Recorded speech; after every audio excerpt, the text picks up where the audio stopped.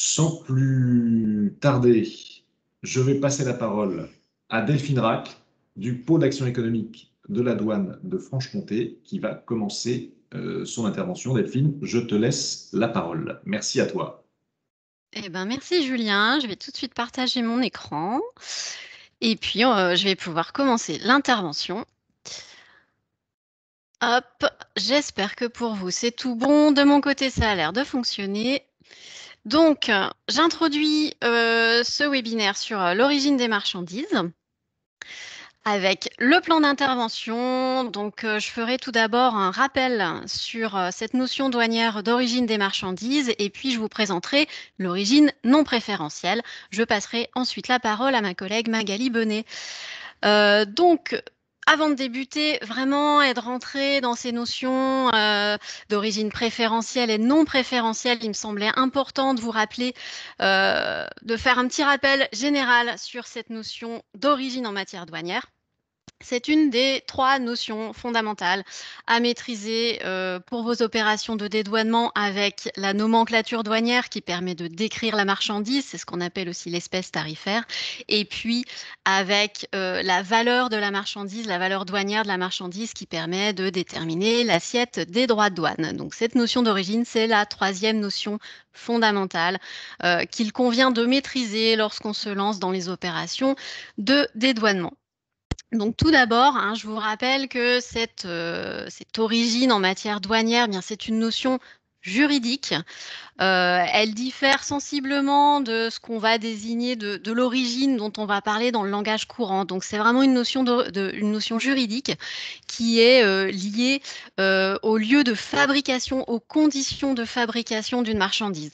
Donc en matière douanière, quand on parle d'origine, on renvoie vraiment au pays de fabrication et aux modalités de fabrication d'une marchandise. C'est pour ça qu'il ne faut pas confondre l'origine d'une marchandise en matière douanière et sa provenance. La provenance, c'est lié au flux physique d'une marchandise. Je vous donne un exemple. Vous allez acheter une marchandise à votre fournisseur allemand. Physiquement, la marchandise, elle va venir d'Allemagne, elle provient d'Allemagne. Ça ne va pas vouloir dire que cette marchandise, elle a été fabriquée en Allemagne. Donc son origine, ce ne sera pas nécessairement l'Allemagne. On peut tout à fait imaginer que votre fournisseur allemand, eh bien, il a acheté cette marchandise en Chine, il l'a importée, dédouanée en Allemagne, il l'a juste reconditionnée et il vous l'a revendue ensuite. Donc son origine de fabrication, son origine douanière dans ce cas-là, ça reste une origine chinoise. Elle provient d'Allemagne, mais son origine de fabrication, eh bien, ça reste la Chine. Donc, on ne confond pas l'origine et la provenance. Donc ça, c'est déjà extrêmement important d'être bien clair sur cette notion-là. Ensuite, il ne faut pas confondre non plus l'origine d'une marchandise et son statut douanier. Donc, qu'est-ce que le statut douanier d'une marchandise? Eh bien, c'est le fait qu'une marchandise qui est importée sur le territoire de l'Union européenne, elle acquitte les droits de douane à l'entrée dans l'Union européenne et elle circule ensuite librement. Imaginons qu'une marchandise soit importée par la France, elle paye les droits de douane à l'entrée en France une fois et une seule. Et une fois qu'elle a payé ses droits de douane, eh bien cette marchandise, elle peut circuler de la France à l'Allemagne, de la France à l'Italie. Elle circule librement sur le territoire communautaire sans devoir à nouveau payer les droits de douane lorsqu'elle va entrer en Allemagne ou lorsqu'elle va entrer en Italie, par exemple. Donc ça, c'est le statut douanier. Une fois qu'une marchandise est importée, qu'elle a payé les droits et taxes, eh bien, elle circule librement sur le territoire de l'Union européenne. En revanche, elle ne change pas d'origine. Dans l'exemple que je vous donnais, une marchandise chinoise qui vient en France, elle est importée, elle paye les droits et taxes en France, elle circule librement sur le territoire de l'Union européenne. Toutefois, son origine de fabrication, s'il n'y a aucune transformation ultérieure de cette marchandise chinoise, eh bien, son origine de fabrication, elle restera chinoise. Elle circulera de la France à l'Allemagne. Si elle n'est pas transformée préalablement, eh bien, son origine de fabrication, son origine douanière, ça reste une origine chinoise, quand bien même cette marchandise a payé les droits de douane. Le fait de payer les droits de douane à l'entrée sur le territoire de l'Union européenne, ça ne donne pas une origine Union européenne à une marchandise. Donc, il faut être bien clair sur cette définition de l'origine douanière des marchandises. Donc, c'est ce que je vous disais en préambule, l'origine douanière d'une marchandise, c'est lié à son lieu de fabrication. Et là où ça se complique un peu en matière douanière, c'est qu'on va avoir deux origines. On va avoir une origine non préférentielle et une origine préférentielle. Alors dans les deux cas, on va déterminer un lieu, une zone de fabrication d'une marchandise. Simplement, eh bien, on ne va pas regarder les mêmes règles pour déterminer où est fabriquée une marchandise. En origine non préférentielle, on va se référer aux règles communautaires qui figurent dans le Code des douanes de l'Union et dans ses actes délégués ou sous forme d'avis sur le site Europa. Dans tous les cas, ce sont des règles communautaires qui déterminent l'origine non préférentielle d'une marchandise. Et puis, en origine préférentielle, on va regarder d'autres règles qui sont les règles qui figurent dans les accords de libre-échange que l'Union européenne a signés avec certains pays partenaires. Donc, dans tous les cas, on détermine un pays de fabrication. C'est juste la différence entre les deux. Elles n'ont pas les mêmes finalités, mais la différence fondamentale, c'est que, eh bien, on ne va pas avoir les mêmes règles, on ne va pas avoir les mêmes bases juridiques. Donc, pour vous détailler un petit peu pourquoi on est amené à avoir ces deux notions d'origine, tout d'abord, l'origine non préférentielle, c'est l'origine de droit commun. C'est la nationalité d'une marchandise. C'est obligatoire de déterminer où est fabriquée une marchandise, de déterminer son pays de fabrication. Hein, je vous le disais, c'est une notion fondamentale sur la déclaration en douane, et c'est cette notion d'origine non préférentielle. Il nous est demandé, il vous est demandé à vous, importateur-exportateur, de préciser sur la déclaration en douane le pays d'origine de la marchandise et ça fait référence à l'origine non préférentielle de cette marchandise. À quoi ça sert de déterminer cette origine non préférentielle ? Eh bien, ça va permettre de déterminer si des mesures particulières, des mesures de contrôle du commerce extérieur s'appliquent sur vos marchandises, par exemple. Exemple tout récent que j'ai connu, une entreprise qui importe des vélos électriques en provenance de Taïwan, eh bien, elle a eu un contrôle et on a remis en question l'origine non préférentielle de sa marchandise, puisqu'en fait, si elle avait un peu mieux fiabilisé son origine non préférentielle, elle n'aurait pas eu ce contrôle, puisqu'en fait, il existe des droits anti-dumping qui s'appliquent sur les vélos électriques en provenance de Chine. Et donc là, il a eu un contrôle, sa marchandise a été bloquée un bon moment, le temps qu'elle justifie cette origine non préférentielle d'une marchandise, puisque potentiellement, il y avait des droits anti-dumping et le service des douanes a voulu investiguer et contrôler davantage cette origine. Donc vraiment, cette origine non préférentielle, elle détermine si des mesures de contrôle, si des taxations supplémentaires s'appliquent aux marchandises lors de l'importation. Donc c'est important de déterminer cette origine et de la fiabiliser. Je vous en dirai quelques mots en toute fin de cette présentation.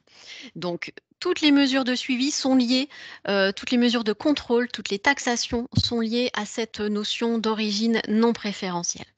Et puis pour aller un petit peu plus loin aussi, côté français, eh bien, les règles d'origine non préférentielle sont les règles qui vous permettent de déterminer si vous pouvez apposer un marquage Made in France sur vos marchandises. Donc c'est une notion qui est extrêmement importante. Et puis à côté de cette origine non préférentielle, eh bien, on a l'origine préférentielle qui découle, elle, des accords de libre-échange que signe l'Union européenne avec certains pays partenaires. Donc, les accords de libre-échange, l'Union européenne n'en signe pas avec tous les pays.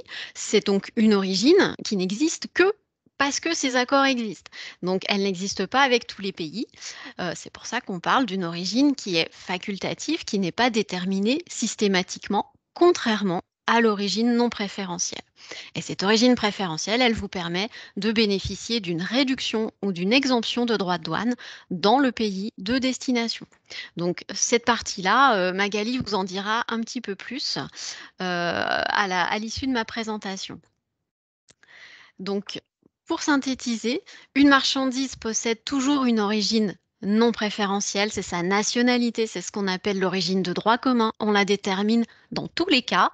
Et en complément de cette origine non préférentielle, eh bien, on peut avoir une origine préférentielle qui découle des accords de libre-échange conclus par l'Union européenne.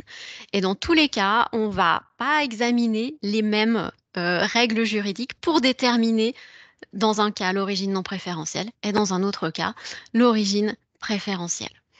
Donc voilà, bien se rappeler qu'on détermine dans tous les cas un pays de fabrication, une zone de fabrication, mais qu'on ne regarde pas les mêmes règles selon qu'on est en origine non préférentielle ou en origine préférentielle. Donc voilà, pour ce rappel, vous aurez le diaporama pour relire un petit peu tout ce que je viens de vous dire à tête reposée. Et donc, je vais enchaîner du coup sur l'origine non préférentielle. Donc ici, l'origine de droit commun, on détermine la nationalité de la marchandise. Donc, pour rappel, hein, cette origine non préférentielle, elle ne permet pas de bénéficier de droits de douane réduits dans le pays de destination. Si vous indiquez une origine France pour votre marchandise, eh bien, elle ne va pas bénéficier d'une réduction de droits de douane, hein. Pour cela, il faudra déterminer son origine préférentielle. Hein, donc là, en origine non préférentielle, ça ne permet pas d'avoir une réduction de droits de douane. Soyons bien clairs. Donc ces règles d'origine non préférentielle, je vous le disais en introduction, hein, ce sont des règles communautaires qui sont élaborées par la Commission européenne. Certaines de ces règles sont présentes dans le Code des douanes de l'Union. Elles ont donc une force juridique contraignante. Et puis, d'autres règles n'ont pas été intégrées encore dans le Code des douanes de l'Union. Elles sont simplement publiées sous forme d'avis sur le site de la Commission européenne, sur le site Europa. Mais dans tous les cas, voilà, on va parler globalement, hein, dans mon développement, je parlerai des règles communautaires. Ça voudra dire soit les règles du Code des douanes, soit pour les produits qui ne sont pas repris dans le Code des douanes, eh bien les règles qui sont publiées sur le site Europa. Alors, il n'y a pas d'harmonisation mondiale des règles d'origine non préférentielles. Chaque pays dans le monde dispose de ses propres règles. L'harmonisation, les discussions sont en cours pour harmoniser ces règles d'origine. Simplement, vous imaginez bien que dans le cadre de l'Organisation mondiale du commerce, on a quelques 200 pays, enfin pas tout à fait 200, mais une discussion à 200 pays, c'est extrêmement compliqué, extrêmement long. Donc, je ne sais pas si ces discussions aboutiront un jour. En tout cas, voilà, il n'y a pas d'harmonisation au niveau mondial et en Europe, on adopte les règles du Code des douanes. Et donc, pour la France, les règles du marquage Made in France, eh bien, ce sont ces règles communautaires de détermination de l'origine non préférentielle qui s'appliquent. Donc, vraiment, un enjeu important aussi pour vous, si vous voulez certifier une origine France pour vos marchandises, apposer un marquage Made in, eh bien, ce sont ces règles du Code des douanes de l'Union qui s'appliquent. Et donc, en tant que douanier, en tant que cellule conseil, nous sommes là aussi pour vous accompagner pour ce marquage Made in France. Et puis donc, je vous dis quelques mots sur les outils qui sont à votre disposition pour comprendre, pour analyser ces règles d'origine non préférentielles. Pour un marquage Made in France, vous avez la possibilité de solliciter une IMF, une information sur le Made in France, auprès de la Direction générale des douanes. C'est gratuit. La Direction générale vous donne un avis sur la possibilité de marquer Made in France sur vos produits. Donc, ça fiabilise du coup votre marquage Made in. Et puis, à l'importation, hein, c'est ce que je vous disais tout à l'heure avec l'exemple de mes vélos électriques qu'on soupçonnait d'être des vélos électriques chinois. Eh bien, si vous voulez fiabiliser au maximum vos importations, que certains pays sont soumis à des droits anti-dumping, eh bien, n'hésitez pas à solliciter cette fois un renseignement contraignant sur l'origine pour fiabiliser l'origine non préférentielle à l'importation et éviter des contrôles, des investigations qui viendraient du coup retarder l'importation de votre marchandise et même aboutir à l'application de droits anti-dumping qui peuvent aller jusqu'à une trentaine de pourcents, voire 60% dans certains cas. Donc, n'hésitez pas à nous solliciter pour ces informations-là, sur cette thématique-là. Aussi bien moi que Magali, nous sommes là pour vous aider sur ces questions. Donc pour détailler un petit peu plus cette fois ces règles d'origine non préférentielle, donc si un seul pays est impliqué dans la fabrication d'un produit, eh bien on dit alors que ce produit est entièrement obtenu et dans ce cas-là, bien on s'interroge pas longtemps sur l'origine non préférentielle, hein. Dès lors qu'un produit est entièrement obtenu dans un seul pays, eh bien, il a l'origine de fabrication, l'origine non préférentielle de ce pays. Alors, la liste des produits entièrement obtenus, elle est énumérée par le Code des douanes de l'Union. Donc, ça désigne globalement, hein, les produits du sol et du sous-sol et les produits qui sont fabriqués exclusivement à partir de ces produits du sol et du sous-sol. Donc je vous ai illustré ça avec, quelques photos. Vous avez des animaux, les animaux qui sont nés, élevés, abattus, en France, eh bien, ils vont être, originaires de France. Les pommes qui poussent, qui sont récoltées, en France, eh bien, et le jus de pomme qui va être produit en France, il sera originaire de France. Le sel qui va être extrait du sol, en France, eh bien, sera origine France. Et puis le blé qui pousse, qui est récolté en France, la farine qui est produite à partir de ce blé, eh bien, aura une origine française. Donc là, tout va bien, hein. Si votre produit, est dans ce cas-là, vous vous interrogez, vous ne passez pas beaucoup de temps à vous interroger sur son origine.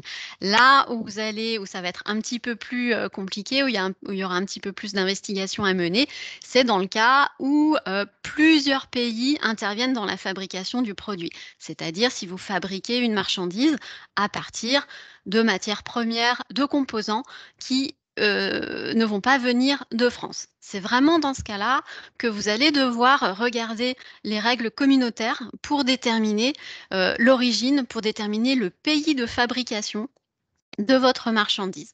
Donc pour déterminer cette origine de fabrication, je vous disais que c'est une origine qu'on détermine dans tous les cas. Il faut, absolument déterminer, l'origine de fabrication. Donc dans un premier temps, on applique ce qu'on appelle une règle primaire. Donc c'est la règle qu'on va trouver dans le code des douanes de l'Union ou sous forme d'avis sur le site Europa, hein, selon le code douanier de notre marchandise. C'est ce qu'on appelle la règle primaire et lorsque cette règle primaire n'est pas remplie, lorsqu'on n'arrive pas à la remplir, eh bien, on appliquera des règles qu'on appelle des règles résiduelles pour déterminer dans tous les cas l'origine de fabrication. Alors la règle résiduelle, forcément, elle sera beaucoup plus arbitraire. Dans la plupart des cas, la règle résiduelle ultime qu'on applique, ça va être la règle qu'on appelle de la majeure partie. Donc ça veut dire qu'on va donner l'origine, on va déterminer le pays de fabrication en fonction du pays qui a apporté la plus forte valeur, par exemple. Hein, dans le cas d'un bijou, eh bien, on imagine qu'on va avoir une chaîne en or et puis peut-être un diamant.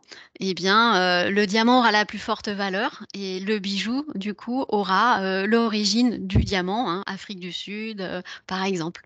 Donc, on arrive à cette règle ultime qui va être évidemment très arbitraire, mais parce qu'il faut dans tous les cas déterminer un pays de fabrication. Donc, pour revenir sur ces règles, d'abord sur les règles primaires, eh bien, ces règles primaires, elles viennent nous dire que la marchandise, elle sera originaire du pays où a lieu la dernière transformation substantielle. Et pour matérialiser la transformation qui est effectuée dans le dernier pays de fabrication, eh bien, il faut examiner la règle en fonction du code douanier de la marchandise. Et cette règle, ben, selon le code douanier, ça va être soit un changement de code douanier pour matérialiser cette transformation. C'est-à-dire il faut que les produits utilisés, les produits tiers, hein, qui vont être utilisés pour fabriquer notre marchandise en France, eh bien, il faudra que ces composants, ces matières premières importées, eh bien, elles aient un code douanier différent de celui du produit fini. Je vous donne un exemple. Vous fabriquez en France un sac à main en cuir. Le sac à main en cuir, il est classé au code 4202. Vous fabriquez en France à partir de cuir de veau qui vient d'Italie. Ce cuir de veau, il est classé au chapitre 41. Vous rajoutez des éléments de fixation comme des fermetures éclairs qui sont classés au chapitre 96. Donc on a bien des matières qui ne sont pas françaises. Le cuir italien, la fermeture éclair, on va dire qu'elle vient de Chine. Eh bien, vous avez votre produit fini qui est classé au chapitre 42. Donc là, on a bien un changement de code douanier entre les composants importés et puis le produit fini. Et donc là, on a bien une transformation substantielle du coup qui est effectuée puisque la règle est respectée et du coup notre sac à main, eh bien, il aura une origine France. Excuse-moi Oui, Delphine, j'ai une petite question. Je oui. te coupe juste parce que c'est vraiment très important cette notion de valeur, de plus forte valeur et de transformation finale. Là, on est bien d'accord que ce qui va l'emporter, c'est la valeur, c'est-à-dire c'est l'estimation financière du produit. Ça n'est pas sur les différentes formes de valeur ajoutée qui vont être apportées au produit. Dans ton cas, on a plusieurs matières qui proviennent de pays différents. Si au final la valeur du sac en question, elle n'est pas représentée, par exemple, par le cuir, mais par le travail à façon qui fait la majeure partie du prix, c'est bien là où le travail à façon va être réalisé qui emporte l'origine, ou pas. Alors, ça dépend, hein. Dans le cas du sac à main en cuir qui est classé au 4202, la règle de transformation, c'est le changement de position tarifaire. C'est pas une règle de valeur ajoutée. D'accord, C'est d'accord, vraiment une règle de changement d'accord. de position tarifaire. Là, dans ce cas-là, on s'occupe absolument pas de la valeur des composants ni du produit fini. Très Par bien. contre, pour d'autres types de marchandises, on va avoir cette fois une règle de valeur ajoutée. Où là, cette fois, il faudra vraiment que la valeur ajoutée qui sera effectuée en France, eh bien, que cette valeur ajoutée dépasse un certain pourcentage. On ne t'entend plus, Delphine.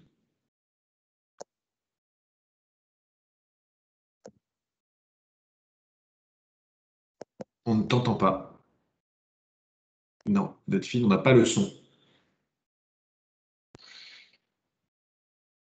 Mon micro a été désactivé, je ne sais pas par qui. Parfait. Non, Je ne c'est sais moi pas. qui pourrais les activer, mais je ne l'ai pas fait. D'accord. En Bon, revanche, bah on écoute. a un participant qui a laissé sa caméra. Audrey Fleury, ce serait parfait si vous pouviez couper votre caméra. Merci beaucoup. Oui, et ne désactivez pas mon micro, qui que ce soit. Soyez gentil. Alors, en principe, il n'y a que moi qui peux faire ça. Ça, c'est un. Bon. Ouais, Alors, Madame Fleury, voilà, micro et caméra, s'il vous plaît. Merci beaucoup. Oui, en fait, c'est lié aussi au code douanier. En fonction de l'appartenance. On n'a pas ton micro, Delphine. je suis bien désolée. C'est tout bon? C'est parfait. Voilà, donc ne touchez à rien s'il vous plaît, parce que sinon vous désactivez mon micro. Alors, je me remets en mode plein écran. Voilà, Donc, c'est lié donc effectivement aussi au code douanier qui, en fonction du code et de l'appartenance du produit, on va regarder la partie euh, valeur ajoutée, transformation et ou valeur financière, économique en fait du produit. ouais, c'est ça. D'accord. C'est vraiment en fonction du code douanier de la marchandise, hein, que la règle va nous dire si on demande un changement de code douanier ou un certain pourcentage de valeur ajoutée à dépasser en France dans le cadre de la fabrication pour avoir une origine France. Très bien, Hein, merci. donc, cette logique-là, vous l'avez en origine non préférentielle, on l'a aussi en origine préférentielle, hein, mais voilà, à chaque fois, ce n'était pas la même finalité. La logique juridique pour déterminer l'origine des marchandises, on peut la recopier dans les deux cas. Hein, simplement, la règle ne sera pas la même. Pour votre produit, eh bien, il faudra vraiment regarder si vous voulez déterminer l'origine non préférentielle, si vous voulez déterminer le Made in France d'une marchandise, il faudra aller regarder le Code des douanes de l'Union et ses annexes ou les avis de l'Union européenne. Donc, les règles principales, c'est le changement de code douanier, règle de valeur ajoutée. Quelquefois, ça se combine. On peut avoir le choix, soit un changement de code douanier, soit une règle de valeur ajoutée. Donc là, c'est beaucoup plus souple dans ce cas-là. Et puis sinon, dernière règle de transformation, pour certains types de marchandises, notamment dans le secteur textile, ça va être une règle de transformation spécifique. Par exemple, pour la fabrication de certains vêtements, eh bien, la règle, ça va être d'effectuer, par exemple, une confection complète en France. Confection complète, la définition, elle est donnée dans le Code des douanes de l'Union. Globalement, ça veut dire que toutes les opérations qui interviennent après le découpage du tissu doivent être faites en France. Donc, en gros, voilà comment se détermine l'origine non préférentielle d'une marchandise lorsque vous incorporez des marchandises qui ne proviennent pas de France, qui sont importées. Donc voilà, en gros, la logique de détermination de l'origine non préférentielle d'une marchandise. Donc, du coup, c'est ce que je vous disais, hein, on applique dans un premier temps la règle primaire, si la règle primaire n'est pas remplie. Hein, pour reprendre l'exemple du sac à main où on demande un changement de position tarifaire, eh bien, imaginons que on n'importe finalement pas du cuir d'Italie qui est classé au chapitre 41, mais qu'on achète du cuir déjà découpé en forme de sac à main en Italie, qui serait déjà classé au chapitre 42, eh bien dans ce cas-là, on ne remplirait pas la règle primaire en France, puisque notre matière première utilisée, notre découpe de cuir serait déjà classée au chapitre 42, elle aurait le même code que le produit fini. Donc du coup, cette règle primaire ne serait pas remplie, eh bien on appliquerait alors les règles résiduelles. Donc qui sont toujours beaucoup plus arbitraires que la règle primaire. Donc voilà la logique d'analyse de cette origine non préférentielle, l'analyse des règles qui figurent dans le Code des douanes de l'Union et dans ses actes délégués. Je vous dis quelques mots de ce que le Code des douanes qualifie d'opération minimale. Donc il y a une liste qui est définie à l'article 34 du Code des douanes de l'Union et qui précise que certaines opérations ne permettent pas de donner une origine non préférentielle au dernier pays de fabrication, puisqu'elles sont considérées comme trop simples pour permettre de donner une origine. Et je vous ai illustré ça par un exemple. On imagine qu'on importe de Chine des parties de stylo bille. Hein, vous voyez, c'est un stylo bille qui est présenté non monté. Et puis, en fait, vous effectuez en France l'assemblage de ce stylo et vous formez un stylo complet. Eh bien, dans ce cas-là, le Code des douanes de l'Union nous dit que l'assemblage, une simple opération d'assemblage, on imagine bien, hein, là, on vient monter les différentes parties du stylo, eh bien que cette opération-là est considérée comme une opération minimale. Elle ne permet pas d'acquérir une origine non préférentielle France pour votre stylo. Donc, parmi ces opérations minimales, hein, on trouve les opérations d'assemblage, on trouve les opérations de conditionnement, on trouve la position d'un logo, d'une étiquette, d'une broderie sur un produit. Eh bien, cette opération-là est considérée comme trop simple. Elle ne permet pas d'acquérir l'origine. Donc, dans ce cas-là, eh bien, votre stylo, dans l'exemple qu'on a à l'écran, eh bien, le stylo, il reste chinois. Même si l'opération effectuée en France représente un coût de main-d'œuvre important, eh bien, ça ne suffit pas. Hein, l'opération reste une opération minimale. Donc, quand vous avez un doute... où je voulais en venir quand je te posais la question, qu'on ait bien ça en tête. Hein. Même si effectivement, la valeur de la transformation substantielle qui serait réalisée en France serait supérieure dans le cadre du prix de vente du stylo aux parties qui viennent de Chine, c'est chinois et c'est pas français. Ouais, tout à fait.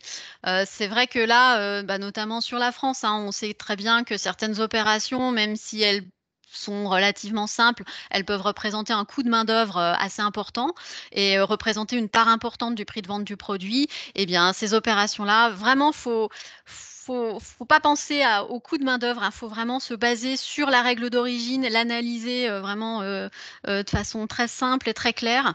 Et là, voilà, si c'est une opération minimale, elle ne suffira pas, même si elle représente un coût important, à donner une origine de fabrication France à un produit chinois.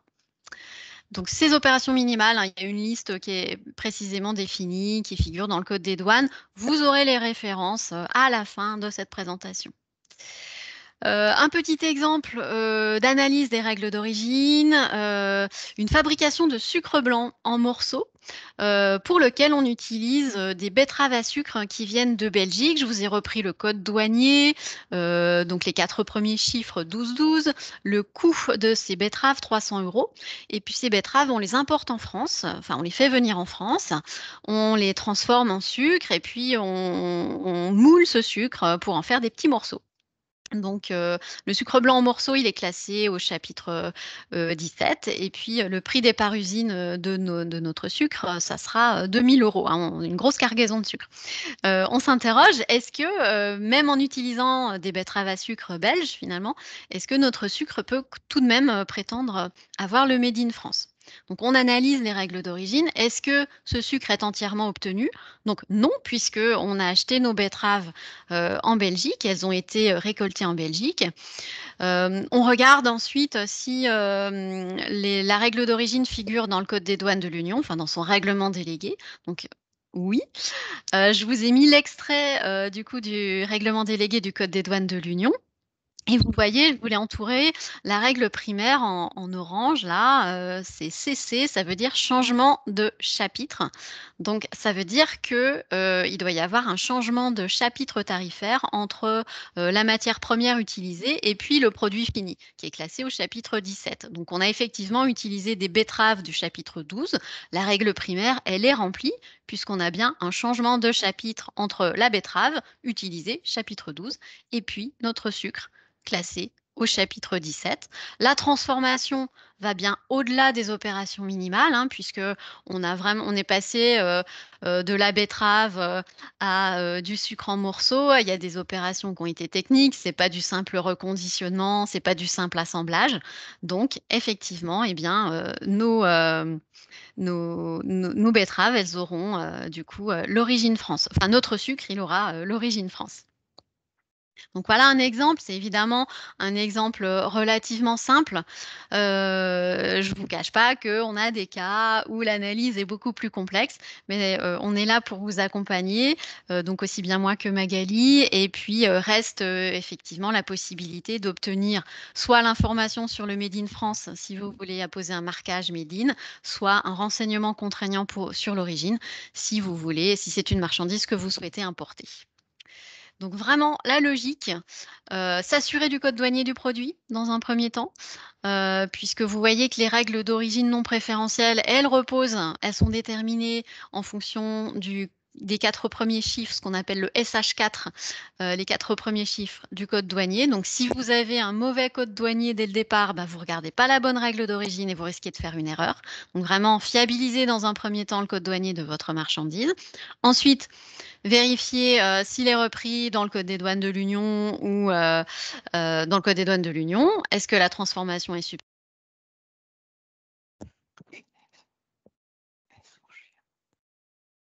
Delphine, quelqu'un a coupé ton micro, on ne t'entend plus.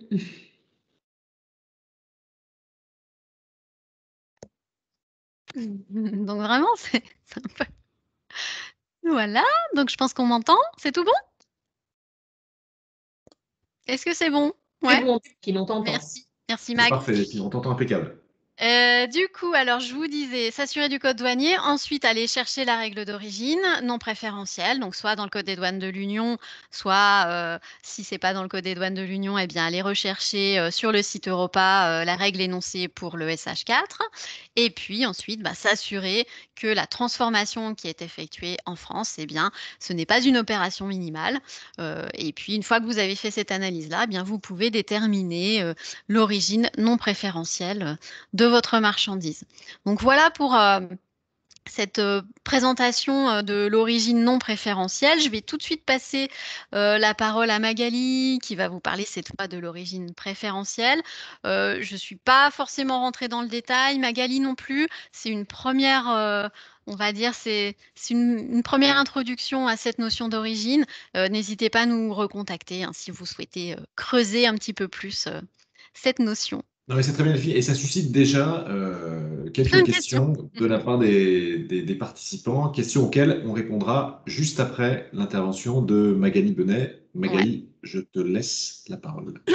Alors, bonjour à tous. Je vais juste demander à Julien, d'abord si vous m'entendez bien et si vous avez bien à l'écran la présentation. C'est parfait.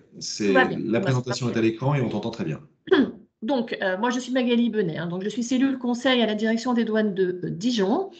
Et donc, on a souhaité faire ce diaporama et donc ajouter quelque chose sur l'origine préférentielle parce que avec l'arrivée du Brexit, on a été énormément sollicité sur cette notion d'origine et on s'est rendu compte qu'effectivement, il y avait quand même voilà, beaucoup de questions sur cette notion d'origine préférentielle. Alors, concrètement, Delphine vous a présenté l'origine préférentielle, non préférentielle, pardon. Ça ne va pas être très, très différent parce que l'origine préférentielle, elle est déterminée par des règles qui, quelque part, sont un peu calquées sur ce que l'on pratique dans les codes des douanes de l'Union. Alors, l'origine préférentielle, Delphine vous en a parlé, c'est une origine qui n'est pas systématiquement utilisée, systématiquement revendiquée, et surtout c'est une origine qui n'existe pas toujours parce que pour avoir une origine préférentielle, il faut d'abord préalablement qu'il existe un accord de libre-échange entre l'Union européenne et un pays partenaire. Et cette origine, elle n'aura pour seul intérêt que de vous permettre de faire bénéficier votre client ou vous faire bénéficier, vous, à l'importation, de droits réduits ou de droits nuls. Ça, c'est la première chose. Alors, on vous a mis un petit panorama des accords de libre-échange que l'Union européenne a signés. Donc, concrètement, cette origine préférentielle, vous ne pouvez l'utiliser que dans le cadre des accords qui sont repris sur cette page. Donc, vous voyez que les accords signés par l'Union européenne sont quand même relativement nombreux. Ils couvrent quasiment tous les continents, Juste une petite précision. Ce que vous voyez en violet clair, c'est un accord de type unilatéral que l'Union européenne a accordé aux pays les moins avancés ou les moins développés. Donc, dans ces pays-là, les fabricants ont la possibilité d'importer dans l'Union européenne en bénéficiant de droits réduits ou nuls. Par contre, la réciproque n'est pas vraie, c'est-à-dire que vous ne pouvez pas envoyer à destination de l'Inde, par exemple, en sollicitant à l'arrivée dans le pays une origine préférentielle. Ça ne marche que dans un sens. Par contre, pour tous les autres pays qui sont en couleur, le Canada, par exemple, les pays du Maghreb, l'utilisation de l'origine préférentielle, elle est valable de manière réciproque. C'est-à-dire que vous pouvez, à l'exportation au Canada, faire bénéficier votre client de droit zéro à l'importation. Et votre fournisseur canadien qui vous envoie des marchandises dont l'origine préférentielle est canadienne pourra également vous permettre d'avoir des droits zéro lorsque le produit bénéficie d'une origine préférentielle Canada. Alors, la liste des accords, donc vous les avez sur la carte, mais vous les avez également disponibles sur le site internet de la douane. Vous allez pouvoir trouver l'ensemble des pays qui ont signé des accords de partenariat avec l'Union européenne. Alors, c'est intéressant ce tableau parce que vous les avez repris par groupe de pays, par zone géographique, et vous avez donc tous les pays dans la première colonne. Vous avez le texte de l'accord qui vous est présenté dans la deuxième colonne, et vous avez sur la troisième colonne le document qui va vous servir de preuve d'origine que vous pouvez utiliser dans le cadre de cet accord avec ce pays spécifiquement. Alors, avant d'utiliser l'origine préférentielle, vous devez vous assurer d'un certain nombre de choses. Donc, comme je vous l'ai indiqué, la première chose, c'est de vous assurer déjà qu'un accord de partenariat existe avec le pays avec lequel vous commercez. Clairement, j'ai souvent des entreprises qui souhaitent utiliser l'origine préférentielle avec les États-Unis, avec la Chine. Non, là, ce n'est pas possible. Vous l'avez vu sur la carte, ce sont des pays avec lesquels nous n'avons pas d'accord de libre-échange. Donc, vous ne pourrez en aucun cas utiliser cette origine préférentielle avec ce type de pays. La deuxième chose, c'est le code douanier de votre marchandise que vous devez vérifier parce que de la même manière que pour l'origine non préférentielle présentée par Delphine juste avant, l'origine préférentielle, elle est liée à un accord de partenariat, mais elle est également liée au code douanier, c'est-à-dire que dans tous les accords de libre-échange, vous avez par nomenclature douanière une règle qui va déterminer qui va vous permettre de déterminer si votre marchandise peut revendiquer ou non l'origine préférentielle. Donc, sans le code douanier, on ne pourra jamais vérifier cette origine préférentielle.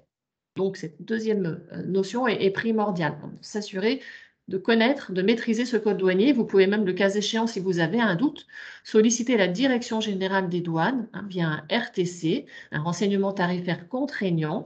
La Direction générale des douanes peut vous établir ce code douanier pour vous assurer que vous utilisez bien le bon code et que du coup, vous allez appliquer la bonne règle de transformation pour vous assurer de l'origine de votre marchandise. Troisième étape, il faut aller vérifier si le produit que vous exportez ou que vous importez, ça fonctionne dans les deux sens, est bien soumis à des droits de douane dans le pays de destination. Parce que s'il n'y a pas de droit de douane à titre général, quel que soit le pays qui importe la marchandise, donc quelle que soit l'origine de cette marchandise, il n'y a pas d'intérêt pour vous à faire ce travail de recherche de l'origine préférentielle, puisque de toute façon, la marchandise entrerait en droit zéro. Donc, une fois que vous êtes sûr qu'il y a un accord, que vous connaissez le code et que vous êtes assuré à l'aide de ce code douanier qu'il y a une taxation, à ce moment-là, on va s'intéresser aux règles d'origine qui sont prévues dans l'accord de libre-échange. Donc, de la même manière que pour l'origine non préférentielle, vous allez avoir une première étape qui consiste à s'assurer que...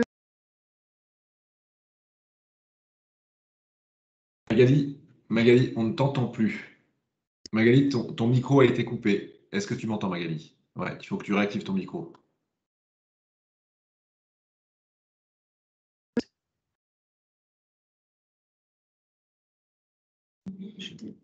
Ouais, c'est bon. Ouais, mais à l'écran, vous avez bien le diapo? Non. Non, hein, vous n'avez plus le diapo, c'est bien ce qui me semble. Le diapo, effectivement, est parti, mais on t'entend bien. Allez, je le remets. Hop. Décidément. Alors, donc je vous expliquais, comme pour l'origine non préférentielle où on a des opérations minimales, on a dans les accords de libre-échange listé de manière exhaustive des transformations qui ne sont pas considérées comme suffisantes. Elles sont listées de manière exhaustive. Vous allez avoir tout ce qui concerne le conditionnement, le fait de transférer d'un conditionnement à l'autre des produits ou le fait, par exemple, comme Delphine vous a évoqué de la même manière, de réaliser de l'assemblage, ce ne sera jamais considéré comme une opération suffisante qui pourra donner à votre produit une origine préférentielle. Donc, si vous avez vérifié que votre produit va au-delà de ces transformations dites insuffisantes, il va, dans un dernier temps, falloir vous assurer que la transformation que vous réalisez est bien suffisamment importante pour donner au produit fini une origine préférentielle Union européenne, si on parle d'une exportation. Donc, comme tout à l'heure Delphine vous l'a montré pour l'origine préférentielle, on a pour chaque code douanier, pour chaque SH4, une règle qui va être dans chaque accord de libre-échange appliquée et qui va nous permettre de déterminer si l'opération réalisée par vous sur le territoire communautaire, par exemple, si on parle d'exportation, va permettre à votre produit d'obtenir une origine préférentielle Union européenne. Juste un petit point, le site Access to Market, c'est particulièrement important, intéressant d'aller le consulter. Vous voyez là sur l'écran, on a une possibilité d'entrer le code douanier du produit, le pays d'origine, le pays de destination. Il va vous permettre de vérifier que votre produit à destination est bien taxé. Donc vous allez pouvoir, en rentrant votre code douanier, le pays d'origine, donc a priori France, le pays de destination Suisse, par exemple, si vous envoyez en Suisse, eh bien, vous allez pouvoir vérifier qu'à l'arrivée en Suisse, le produit que vous vendez est bien en droit commun taxé. Si effectivement il est taxé, l'intérêt de l'origine préférentielle là existera clairement. Et vous pourrez vérifier si l'utilisation d'une origine préférentielle Union européenne vous permet d'obtenir une réduction ou une exonération des droits. Alors, concrètement, donc, quand vous utilisez l'origine préférentielle, vous allez avoir une déclaration d'exportation à formaliser quand votre marchandise quitte l'Union européenne. Cette déclaration, elle va être accompagnée d'une preuve d'origine. Et quand la marchandise arrive dans le pays de destination, une déclaration d'importation est souscrite par votre client. À l'appui de cette déclaration d'importation, il va présenter votre preuve d'origine aux autorités douanières du pays de destination. Et la présentation de cette preuve d'origine permettra au client d'obtenir des droits réduits ou des droits nuls dans le pays d'importation. Un exemple. S'agissant du vin, par exemple, le vin qui est classé au 2204, chapitre 22, ce produit, à l'arrivée dans l'Union européenne, est en droit commun taxé à 32 € par hectolitre. L'intérêt de l'origine préférentielle, que ce soit à l'importation ou à l'exportation, vous allez voir, est effectivement très intéressant. Si vous importez du vin qui vient du Chili ou du Maroc, qui sont deux pays partenaires de l'Union européenne, et que votre fournisseur a établi une preuve d'origine, dans ce cas-là, au lieu d'être taxé à 32 € par hectolitre, eh bien, le produit pourra entrer dans l'Union européenne avec des droits nuls, droit zéro. Donc, très clairement, intérêt de l'origine préférentielle dans ce cas-là.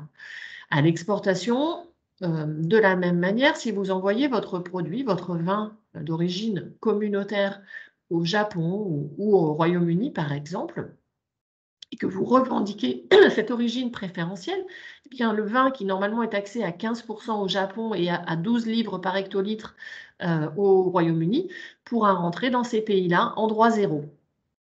Donc, tout l'intérêt d'utiliser les régimes, les règles des accords préférentiels signés par l'Union européenne. Cette origine, vous allez pouvoir la déterminer via une preuve qui sera différente en fonction des accords. Alors, pour faire simple, parce qu'effectivement, on a trois types de possibilités. On a le UR1, on a l'attestation ou la déclaration d'origine et la connaissance de l'importateur. Mais pour vous simplifier les choses, ce qu'on peut dire, c'est qu'on avait des règles qui étaient applicables avant 2016. Et puis, avec l'arrivée du Code des douanes de l'Union depuis 2016, elles ont un peu été modifiées. On va dire que tous les accords qui ont été signés avant 2016, la preuve d'origine, elle se faisait soit via, et elle se fait toujours, pour tous ces accords signés avant 2016, elle se fait avec soit donc un EUR1, qui est un document CERFA. Ce document CERFA, au moment de l'exportation, il est présenté à l'appui de la déclaration et il est visé par les douanes. Ça, c'est la première possibilité qui s'offre à vous. Deuxième possibilité, c'est la déclaration d'origine sur facture. Donc, vous portez une mention sur la facture. Cette mention d'origine sur facture, elle peut être faite de manière complètement libre, sans autorisation douanière, dès lors que votre envoi représente un montant inférieur à 6 000 €. Si par contre, votre envoi représente un montant supérieur à 6 000 €, vous devrez solliciter une autorisation d'exportateur agréé auprès des douanes. Ça, c'est ce qui existe pour tous les accords signés par l'Union européenne avant 2016. En 2016, avec l'entrée en vigueur du Code des douanes de l'Union européenne, on n'a pas simplifié les choses parce qu'on est venu ajouter un nouveau statut qui s'appelle le statut REX. Et on a nommé cette petite mention sur la facture attestation d'origine au lieu de déclaration d'origine sur la facture. Mais en réalité, ce sont exactement les mêmes règles qui s'appliquent, c'est-à-dire possibilité d'apposer sur la facture une mention d'origine sans autorisation douanière en dessous de 6 000 € et au-dessus de 6 000 €, vous devrez utiliser le statut d'exportateur enregistré. Donc, clairement, vous avez deux statuts qui coexistent. Il n'est pas prévu qu'ils soient fusionnés. Donc, dites-vous que pour tous les accords, hormis donc ceux qui sont signés depuis 2016, c'est-à-dire le Canada, le Japon, le Vietnam, les pays territoires d'outre-mer et le Royaume-Uni, pour faire simple, vous devrez utiliser la déclaration d'origine sur facture. Tout ce qui est après 2016, attestation d'origine sur facture et l'EUR1, il n'est pas possible pour tous les accords qui ont été signés depuis 2016. Donc, suppression de l'EUR1 et donc deux statuts. La connaissance de l'importateur, je vous en parle rapidement, mais ce n'est pas quelque chose qu'on vous conseille. La connaissance de l'importateur, c'est la possibilité de solliciter à l'importation l'origine préférentielle sans présenter de déclaration d'origine sur la facture, sans avoir d'autorisation d'exportateur enregistrée, parce que pour le coup, elle n'est valable que pour le Japon et le Royaume-Uni, donc 2 accords qui ont été signés après 2016, hein, qui sont régis par le statut d'exportateur enregistré normalement.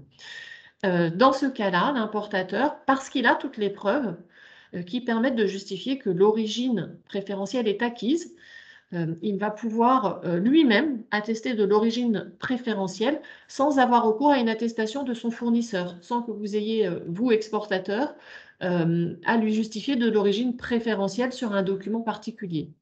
Je vous donne un exemple. Là, si ce vin, vous l'exportez à destination du Japon, votre client japonais va pouvoir lui-même, sans que vous fassiez quelque attestation d'origine, attester de l'origine, mais vous devrez préalablement, pour qu'il puisse le faire, lui donner tous les éléments qui vont lui permettre de maîtriser cette notion d'origine et d'être certain que cette origine préférentielle est acquise. Alors, pourquoi est-ce que ce n'est pas forcément quelque chose qu'on vous conseille? Parce qu'à chaque fois que vous allez lui vendre un produit à cet importateur, vous allez devoir lui donner les éléments qui lui permettent de savoir que cette origine préférentielle est acquise.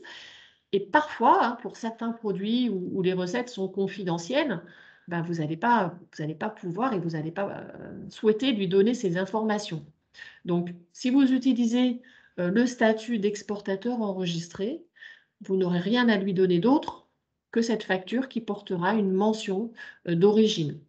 Donc, voilà, la connaissance de l'importateur, ça existe, on vous en parle aujourd'hui, mais ce n'est pas quelque chose qu'on vous conseille d'utiliser, surtout si les recettes ou les processus de fabrication que vous utilisez, vous ne souhaitez pas les communiquer à votre client. Donc, je récapitule. La déclaration d'origine sur facture, c'est pour le statut d'exportateur agréé. Elle est utilisée en dessous de 6 000 € sans autorisation, au-dessus de 6 000 € avec une autorisation d'exportateur agréé.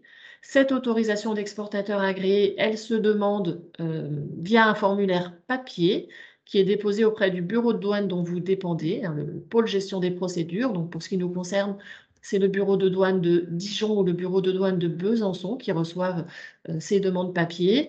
Ils vous délivrent une autorisation que vous conservez, mais que vous pouvez ensuite amender si vous souhaitez ajouter des pays ou si vous souhaitez ajouter de nouvelles nomenclatures douanières.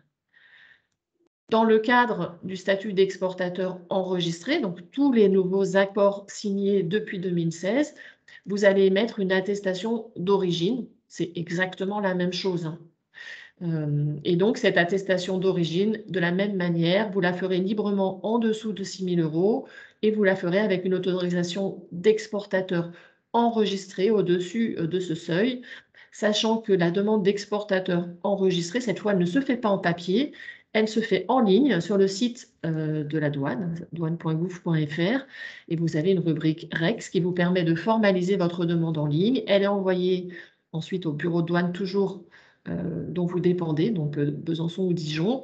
Et une fois que vous détenez ces deux, l'une ou l'autre de ces autorisations d'exportateur agréé ou d'exportateur enregistré, elles n'ont pas de durée de vie. Vous pouvez les utiliser pour toutes les nomenclatures qui sont reprises sur cette autorisation, pour tous les pays repris sur ces autorisations. Et puis, si vous souhaitez, dans tous les cas, ajouter des pays ou des nomenclatures, vous pouvez le faire par avenant, donc en ligne quand on est sur le statut REX. Vous avez toujours accès à votre autorisation dans Soprano REX et vous allez pouvoir la modifier vous-même et envoyer cet avenant vous-même via Soprano REX au bureau de douane dont vous dépendez. Le texte de la mention d'origine. Alors, qu'on soit dans le cadre du statut d'exportateur agréé ou du statut d'exportateur enregistré, la mention standard qui est apportée sur vos factures, sur vos documents commerciaux, c'est celle qui est reprise sur le diaporama que vous voyez. L'exportateur des produits couverts par le présent document déclare que, sauf indication claire du contraire, ces produits ont l'origine préférentielle. Donc ça, c'est la mention basique que vous portez pour tous les envois inférieurs à 6 000 €. Quand vous dépassez 6 000 €, vous voyez entre parenthèses autorisation douanière numéro, donc vous allez rajouter le numéro de votre autorisation d'exportateur agréé ou votre numéro d'exportateur enregistré. hein. Sachant que le texte que je vous présente là, il peut être un petit peu modifié en fonction des accords de libre-échange. Certains accords prévoient une mention qui est un petit peu différente. Le Japon, par exemple, vous demande de préciser si le produit est entièrement obtenu ou s'il fait l'objet d'une transformation suffisante. Mais bon, ça, dans tous les cas, si vous avez un doute, vous nous contactez et puis on vous dira si la mention que vous souhaitez utiliser correspond à ce qui est prévu ou si c'est une mention plus spécifique qui doit être utilisée. De la même manière que pour l'origine non préférentielle, on va aller regarder quelle est la transformation qui est réalisée sur le produit pour savoir si on peut lui appliquer une origine préférentielle. Donc cette origine préférentielle, elle est prévue de manière très précise dans chacun des accords de libre-échange. Et vous allez pouvoir voir si votre produit pourra être considéré comme entièrement obtenu ou pas dans l'Union européenne. Alors, cette liste, elle n'est pas partie de rien, hein, elle est très... voilà, vous allez retrouver ce qu'on a cité tout à l'heure hein, pour l'origine non préférentielle. Grosso modo, vous allez y retrouver des produits issus du sol, issus du sous-sol, des plantes, des animaux, des choses de ce type. Dans les produits entièrement obtenus. Mais vous allez aussi avoir tous les produits que vous aurez transformés sur le territoire à partir de matières qui sont clairement obtenues sur notre territoire. Delphine vous a parlé d'un jus de pomme tout à l'heure. Si vos pommes sont allemandes, que votre jus de pomme il est fait chez nous, mais que vous avez la certitude que vos pommes sont allemandes, on aura un produit qui sera entièrement obtenu dans l'Union.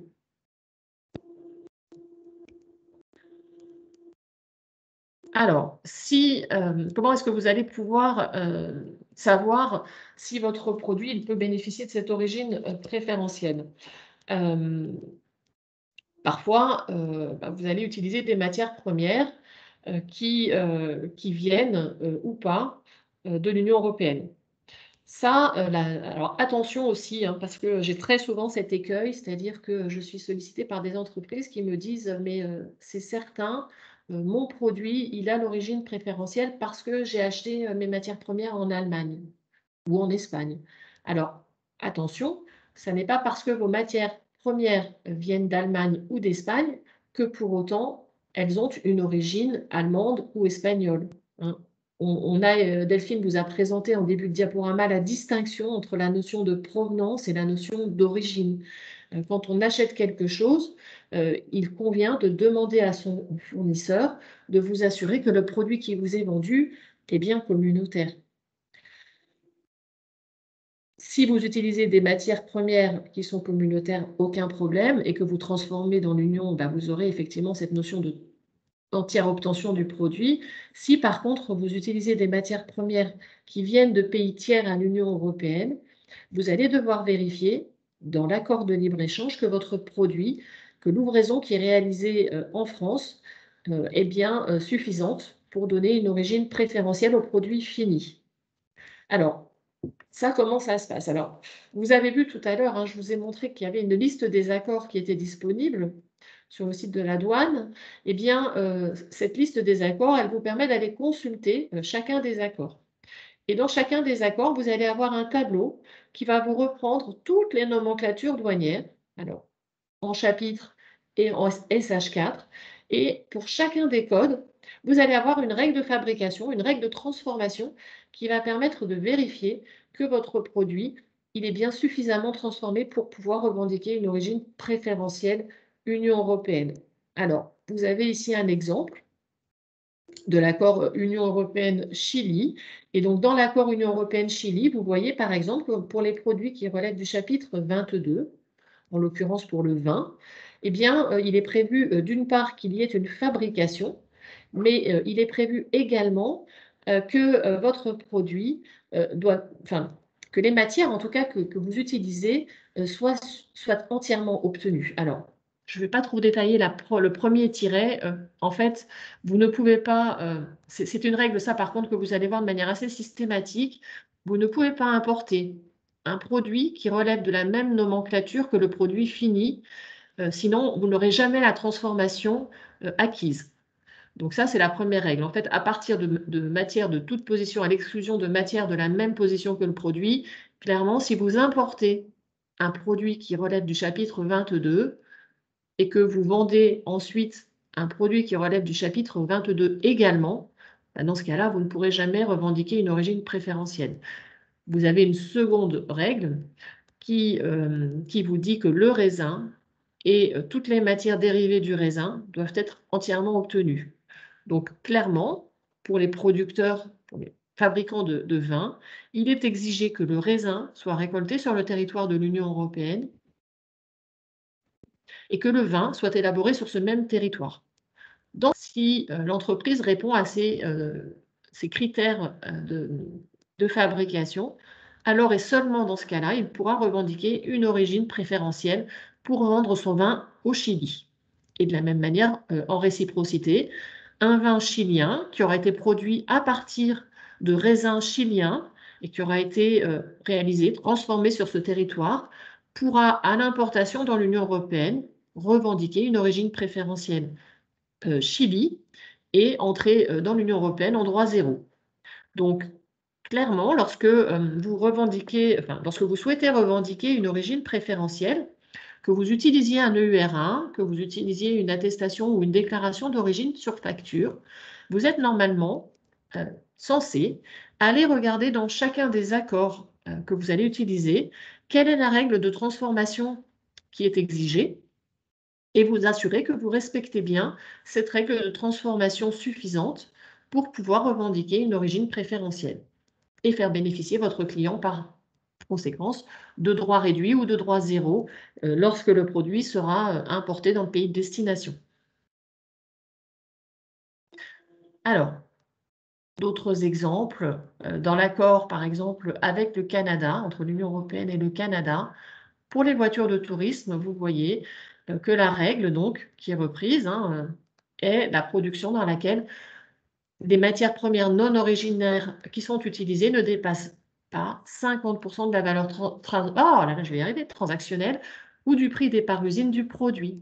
Donc concrètement, vous avez le droit, lorsque vous vendez à un client une voiture de tourisme, d'incorporer des matières premières qui ne sont pas originaires de l'Union européenne, mais elles ne devront pas dépasser 50% de la valeur transactionnelle ou des prix des parts-usines. Alors, le prix des parts-usines, c'est vraiment le prix de production en sortie d'usine, sans votre marge commerciale, évidemment.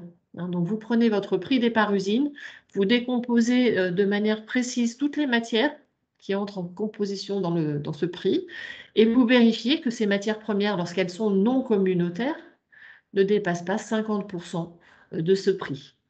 Si et seulement si vous respectez cette règle, vous pouvez vendre à votre client en attestant, en déclarant une origine préférentielle Union européenne sur vos documents commerciaux ou via un EUR1 quand on est dans le cadre d'accords signés avant 2016 avec nos partenaires dans le cadre d'accords de libre-échange. Alors, vous voyez, ces règles d'origine, elles peuvent être différentes parce qu'on a parfois des règles d'origine qui sont fondées sur une entière obtention. Parfois, elles vont être fondées sur un maximum de matières premières tierces.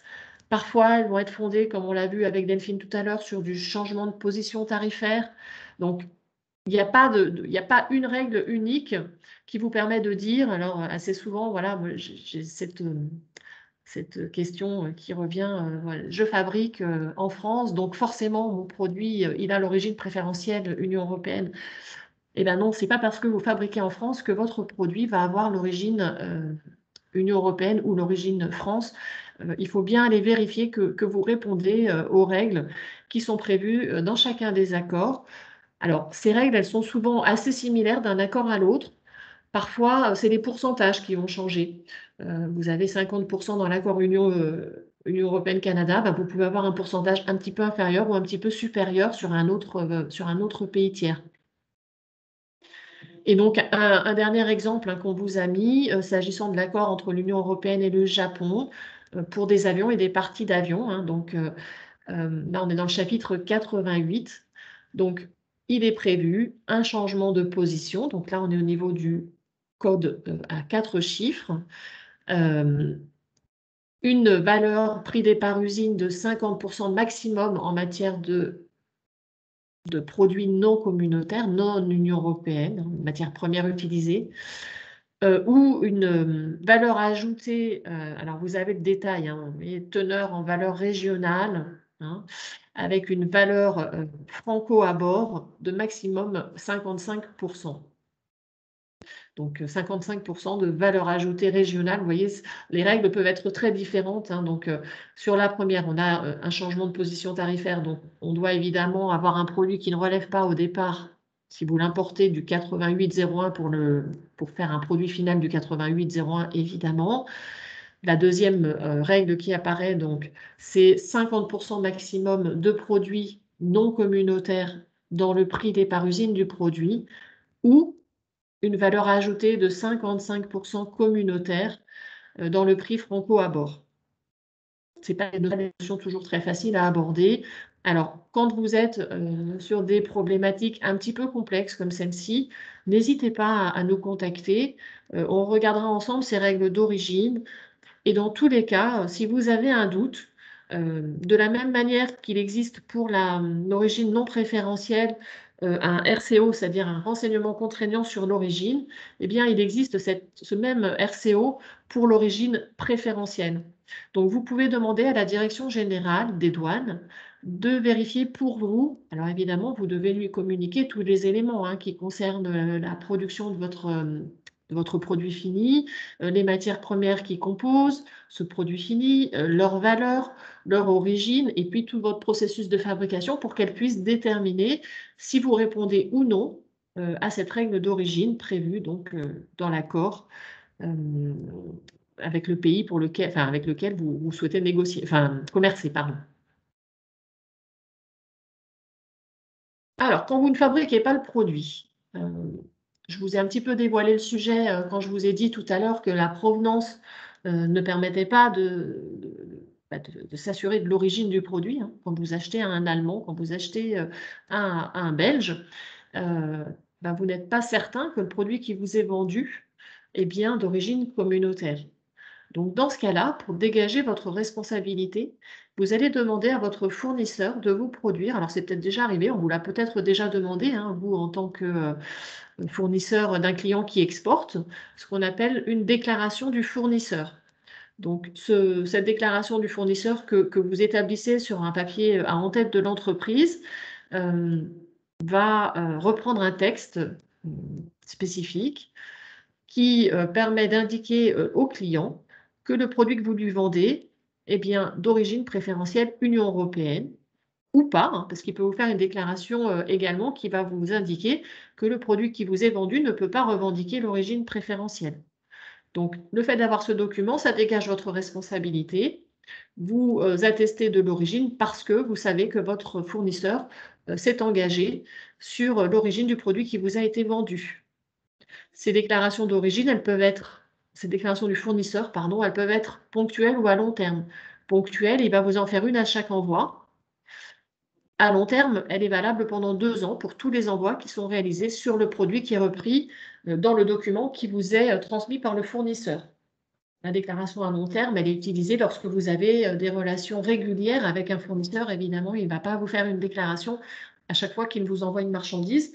Mais c'est important d'avoir cette déclaration du fournisseur, y compris même lorsque vous fabriquez le produit, hein, parce que lorsque vous fabriquez le produit et que vous avez des matières premières qui viennent, ces matières premières qui sont incorporées dans un produit fini, et que vous devez vous assurer que vous n'avez pas plus de tant de pourcents de matières premières tierces dans votre produit fini, et bien même si ça vient de Belgique ou du Luxembourg, assurez-vous que le produit qui est utilisé pour fabriquer votre produit fini, il est bien communautaire.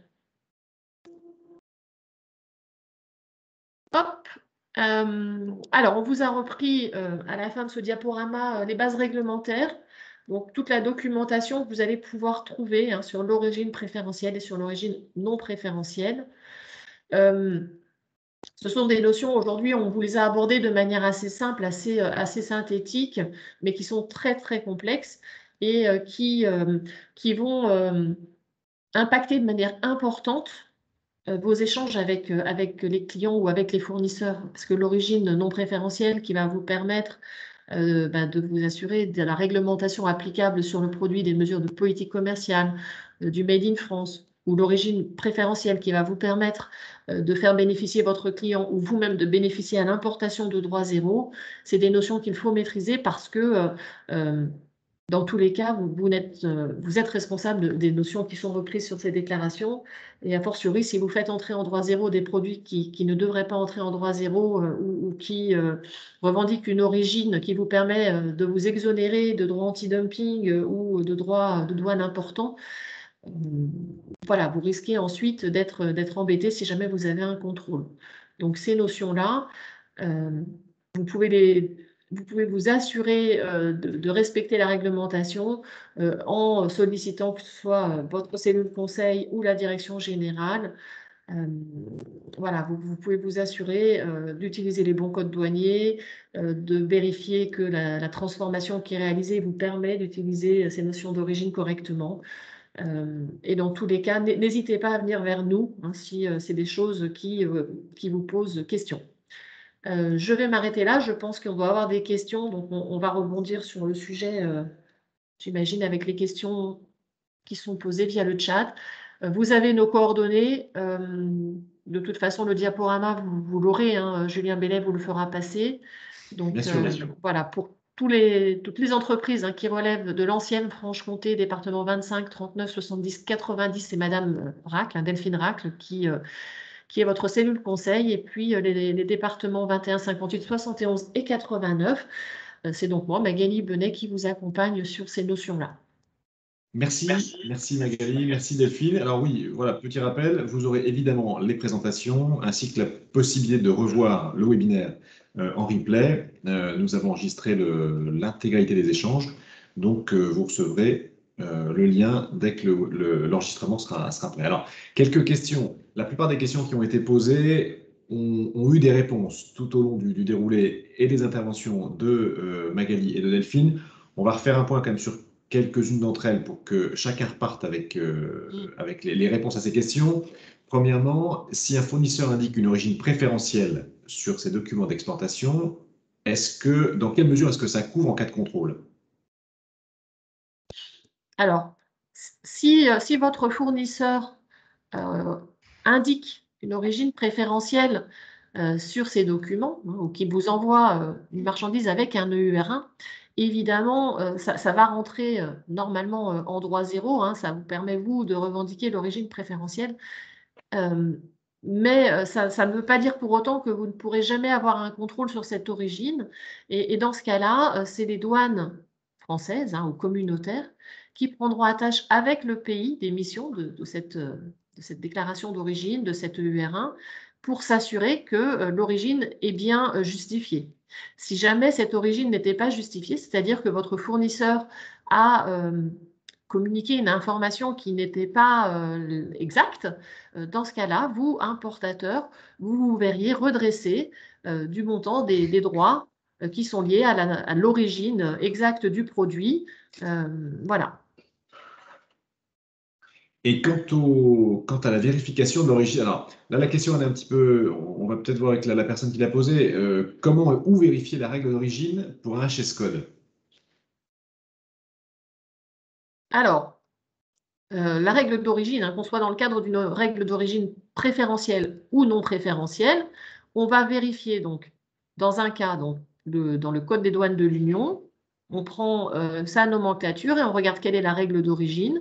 Pour l'origine préférentielle, on va dans l'accord de libre-échange, on cherche la nomenclature de son produit et on aura à côté de cette nomenclature la règle de transformation qui va permettre d'appliquer l'origine au produit.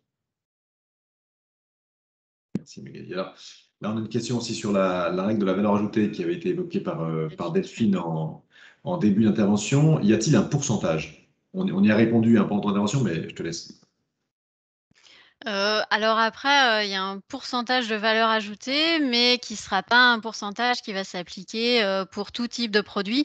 Ce pourcentage, il va varier selon le SH4 concerné, selon le type de marchandise.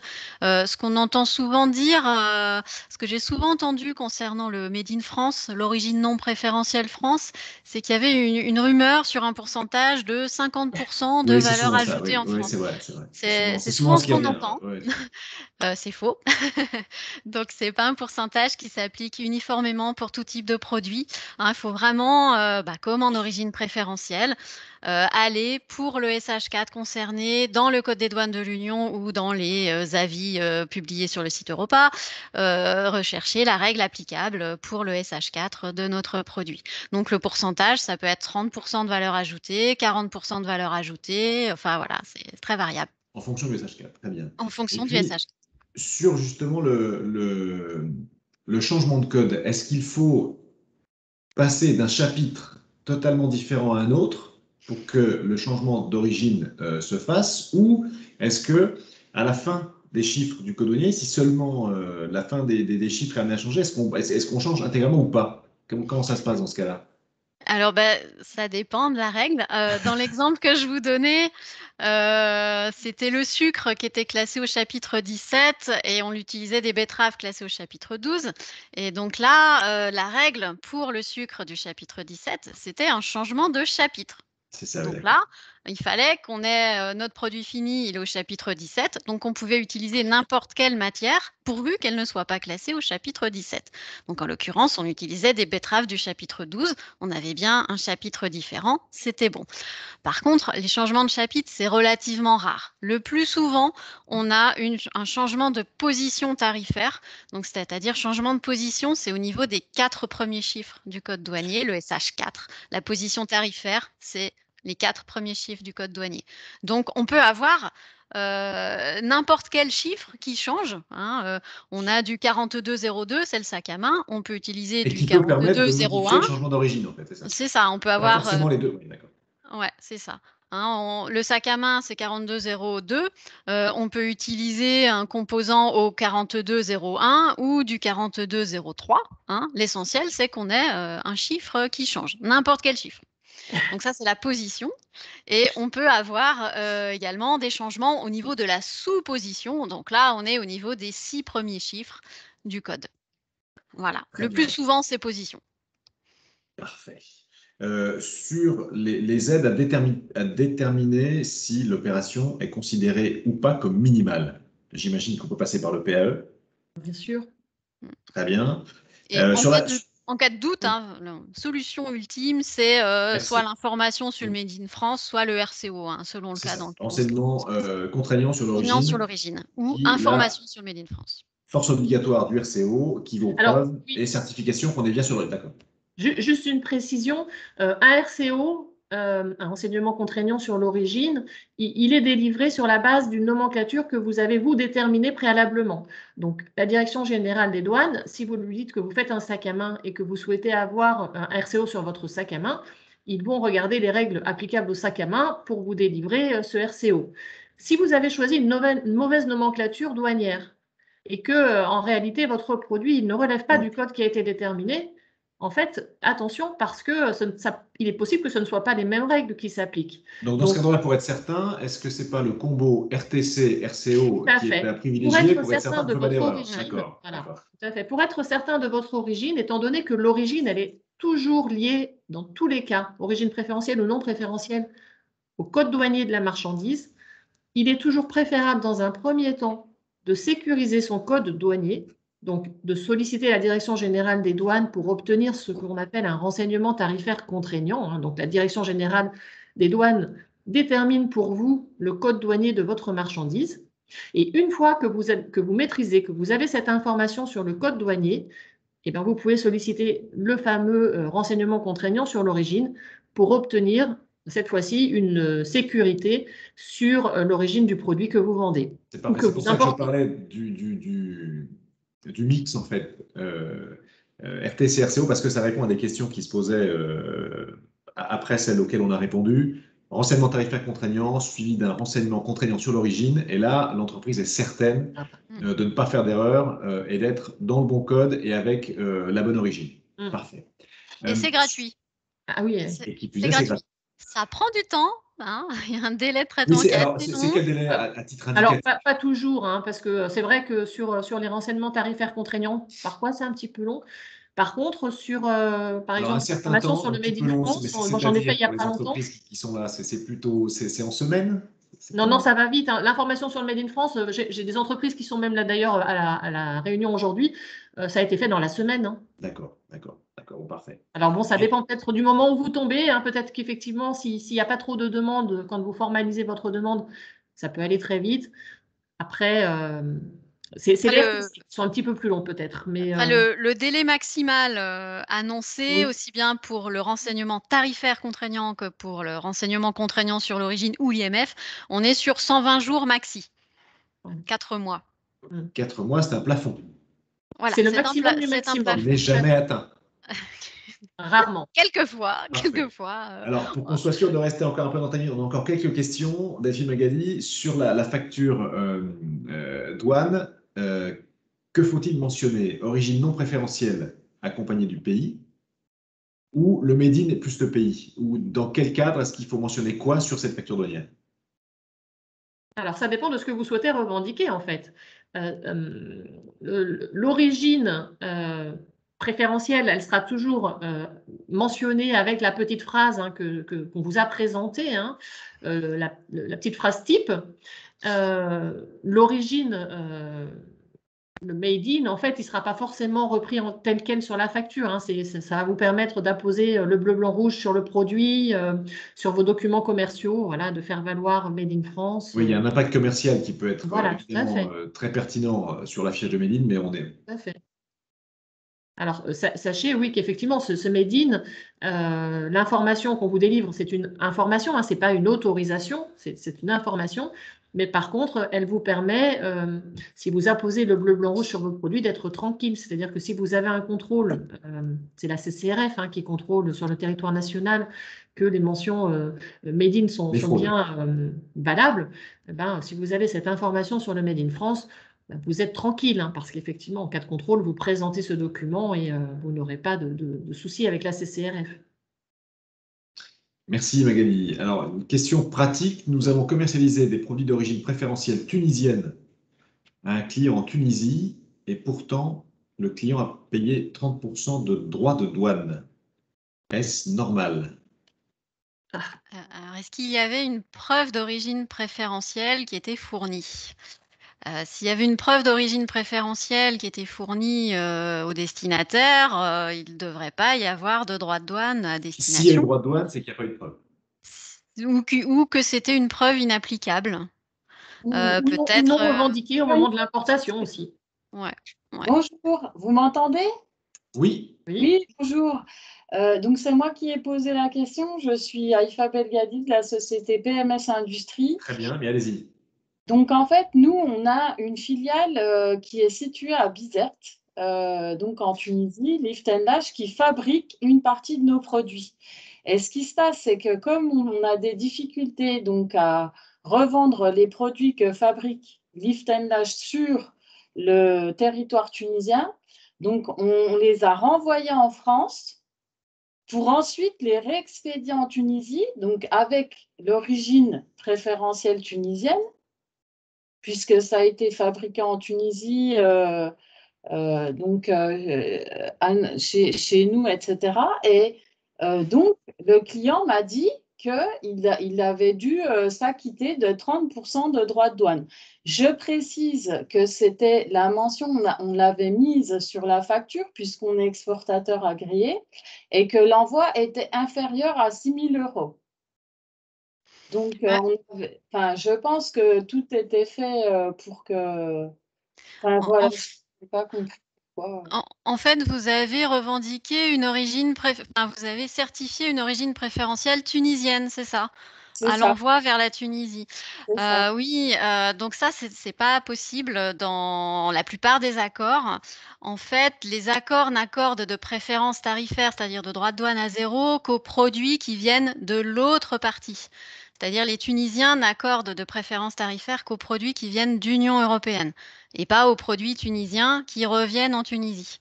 Hein, le fait qu'un produit tunisien soit préalablement exporté de Tunisie fait qu'il perd le bénéfice de sa préférence tarifaire. C'est un principe juridique de la plupart des accords de libre-échange.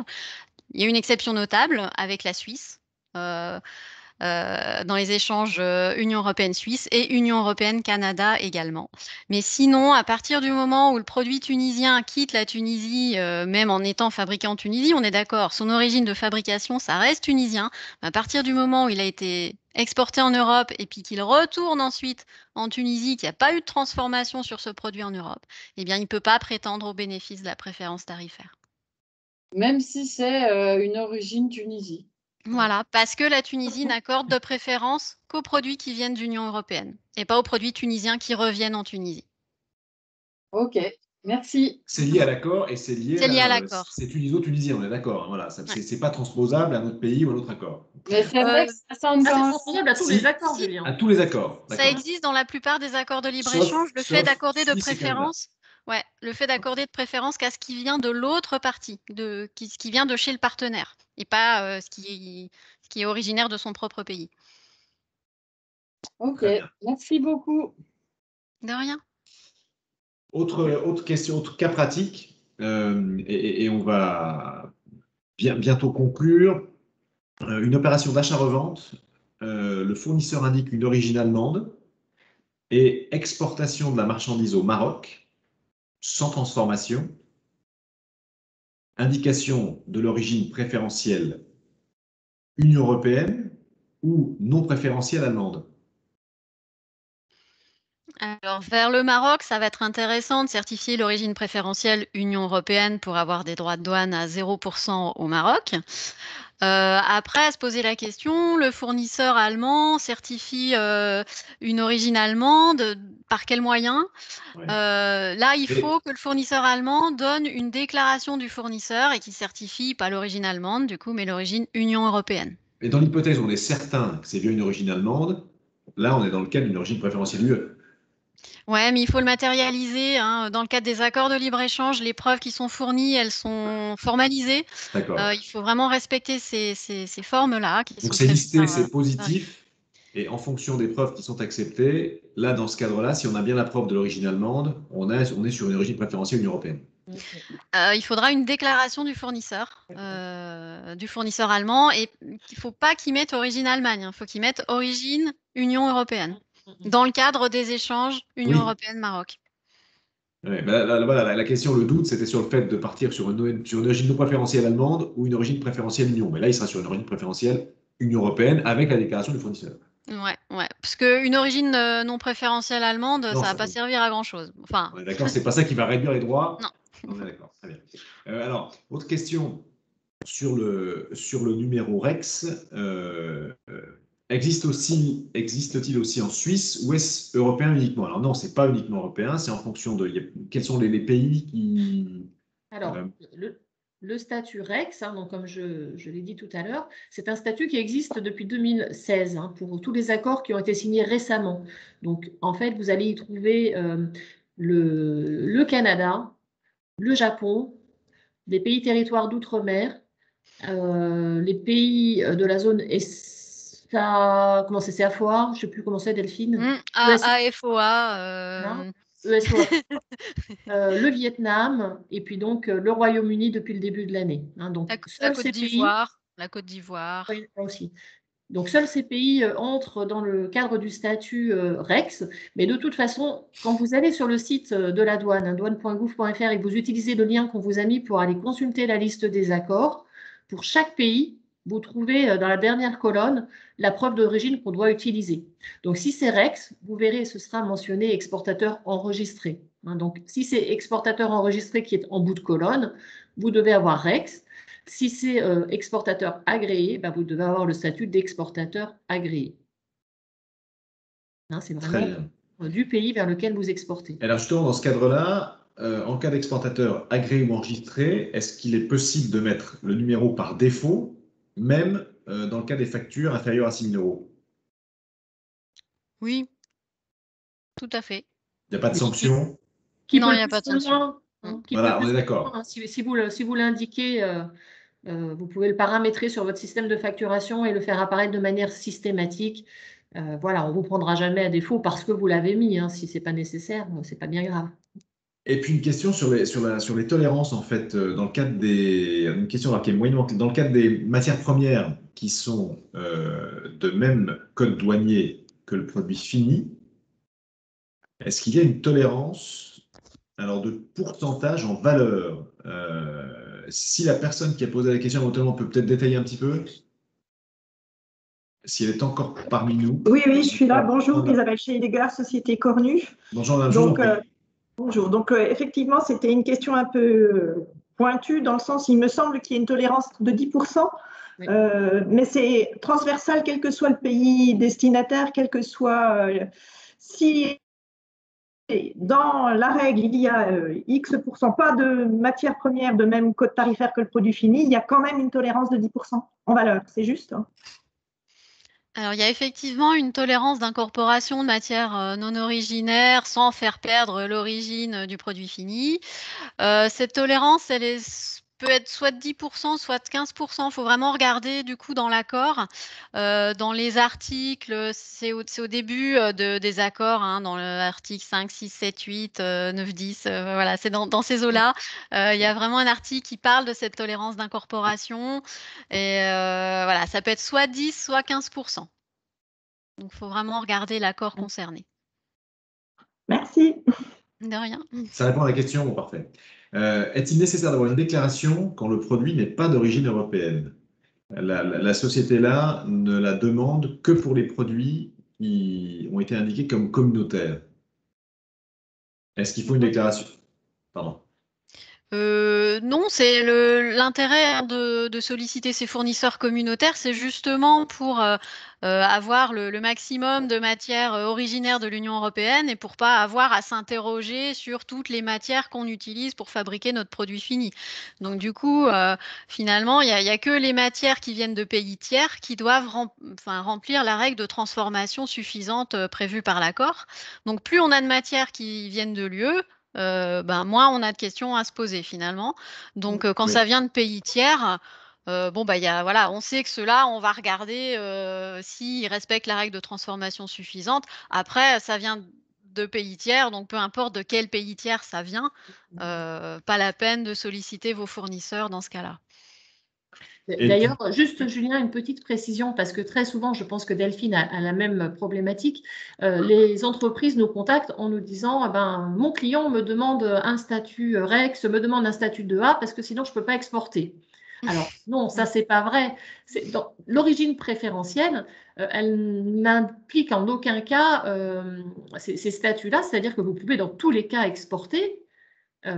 Avec ou sans cette origine préférentielle, c'est-à-dire que si vous n'avez pas sur vos documents Oui. d'origine mentionnée préférentielle, vous pourrez quand même importer votre produit dans le pays de destination. Simplement, le client à destination ne pourra pas bénéficier de droits nuls ou de droits réduits. C'est juste ça la différence. Quand il vous dit il me faut absolument REX pour pouvoir faire rentrer votre produit au Ce qui n'est pas Royaume-Uni, anodin malgré tout. c'est C'est juste vous pouvez ça. lui vendre sans Voilà. REX.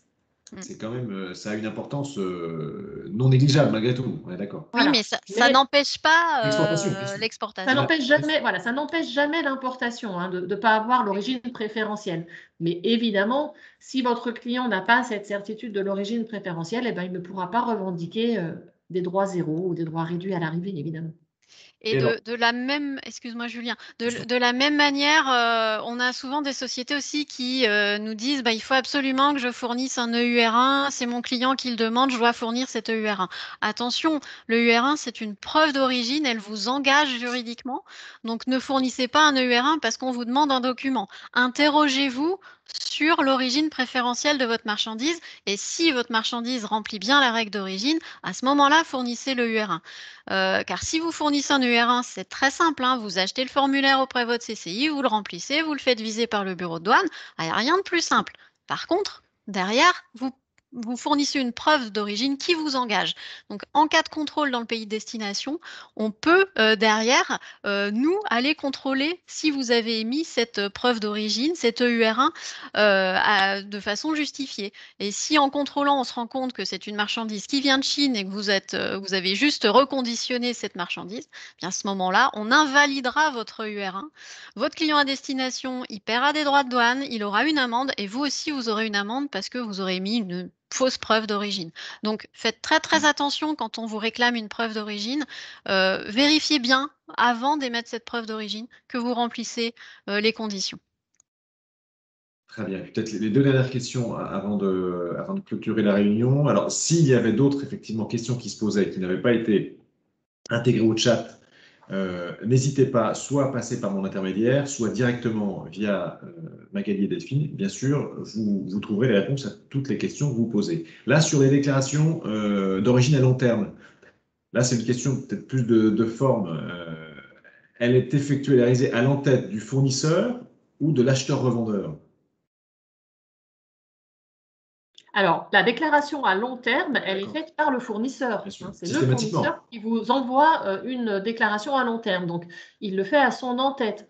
Mais vous, après, effectivement, quand vous allez utiliser cette origine sur les documents à l'exportation, c'est vous qui allez revendiquer sur vos documents commerciaux une origine préférentielle. Donc, la déclaration du fournisseur, elle est à l'en-tête du fournisseur, évidemment, dans tous les cas. Donc, si vous êtes fournisseur de quelqu'un, votre client peut vous demander de lui faire une déclaration du fournisseur. Très bien, merci. Vous, quand Magali. vous exportez, vous demandez à vos fournisseurs de vous en faire une. Il y a quelques autres questions qui sont plus des cas d'espèce particuliers qui sont peut-être à poser plutôt en direct pour que vous puissiez y répondre et coller vraiment à la demande précise de l'entreprise. Je pense qu'on peut peut-être clôturer la réunion. Merci beaucoup Magali, merci Delphine de vos présentations, des interventions, des réponses aux questions que vous avez faites. Merci aux entreprises d'avoir été si nombreuses. N'hésitez surtout pas à repasser soit pour vos besoins juridiques réglementaires par mon intermédiaire à la Chambre de commerce de Bourgogne-Franche-Comté, et puis pour vos problématiques et thématiques purement douanières par les PAE de Bourgogne et de Franche-Comté en les personnes de Magali Benet et de Delphine Racle. Merci à tous. Merci à vous. Merci à vous. Bonne journée. Merci beaucoup. Merci. Merci beaucoup. Au revoir.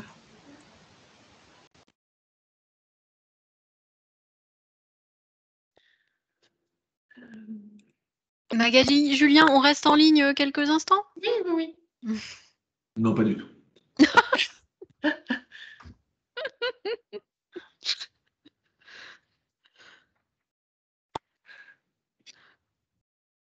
Par contre, tu peux peut-être arrêter l'enregistrement?